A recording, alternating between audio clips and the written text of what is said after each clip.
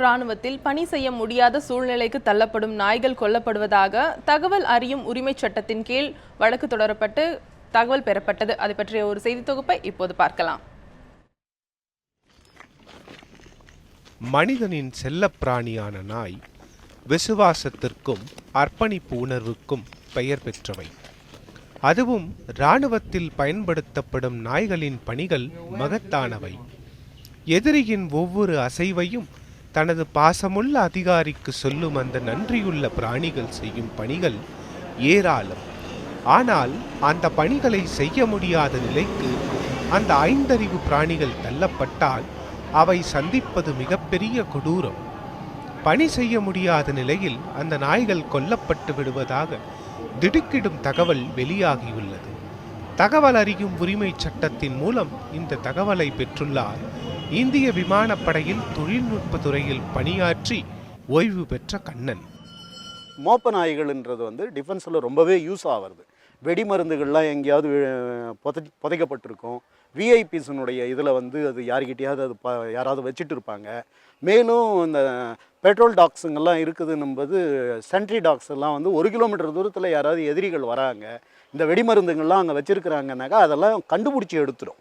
இந்த மாதிரி அப்போ ஜம்மு காஷ்மீரில் இவங்க என்ன பண்ணுறாங்கன்னாக்கா, இந்த பணிகள் இருக்கிற அந்த பாதையில் நம்ம நடந்து போகிறதுக்கு தயக்கப்படுவாங்க. ஏன் தெரியுங்களா? விவரம் அறிஞ்சவங்களுக்கு தெரியும். இது தண்ணி மேலே இருக்கிற பனியா இல்லை தரை மேலே இருக்கிற பனியான்றது வித்தியாசம் தெரியாமல் நிறைய பேர் பள்ளத்தில் விழுந்துருவாங்க.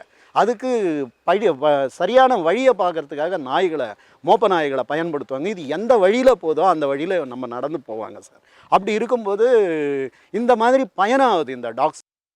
ஜெர்மன் ஷெப்பர்ட், லாப்ரடோர்ஸ் மற்றும் பெல்ஜியன் ஷெப்பர்ட் போன்ற விலை மதிப்புமிக்க நாய்கள் இராணுவத்தில் பயன்படுத்தப்படுகின்றன. பல மாத பயிற்சிக்கு பிறகு இராணுவத்தில் சேரும் இந்த செல்ல பிராணிகள் நாட்டின் பாதுகாப்பு பணியில் சுமார் 6 முதல் 7 வருடங்கள் பணியாற்றுகின்றன. அதன் பிறகு இந்த நாய்களுக்கு சோதனை நடத்தப்படுகிறது. அந்த சோதனையில் பணியாற்றும் திறன் குறைவதாக தெரிய வந்தால் 1 மாத ஓய்வுக்கு பிறகு இந்த நாய்கள் கொல்லப்படுவதாக இராணுவம் தெரிவித்துள்ளது. இராணுவத்தின் இந்த நடவடிக்கை விலங்குகள் பாதுகாப்பு சட்டத்துக்கு புறம்பானது என்று கண்டனங்களை பதிவு செய்கின்றனர் விலங்குகள் நல அமைப்பினர். See, first thing first, we ask Army a very simple question of why dogs to be used. I mean, they are highly sensitive now. Technology has progressed so much and science has developed so much that there are other ways of sniffing explosive. In fact, the scientists at Indian Institute of Science have created a system which can actually scout for highly developed explosives. So why even use dogs? இப்போ யூஎஸ்ஏல adoption லா இருக்குது. நீங்கள் army நாயையே நீங்கள் adapt எடுத்துக்கலாம், தத்து எடுத்துக்கலாம். ஆனால் நம்ம நாட்டில் அது இல்லை. மேலும் ஆர்மி நாயை தத்து எடுக்க கொடுக்க மாட்டாங்க. ஏன்னா அது எங்கெல்லாம் ஆர்மி யூனிட்ஸ் இருக்கோ அதுக்கு பழக்கமாக இருக்கும். இது எதிரிகள் கையில் மாட்டிடுச்சுன்னா அதை வச்சுக்கிட்டு அவங்க கண்டுபிடிச்சி போயிடுவாங்க. அதனால் அதை வெளியே கொடுக்க மாட்டாங்க. சரி, நீங்கள் வெளியே கொடுக்கல, அதை பாதுகாக்கலாம். There are so many kennels.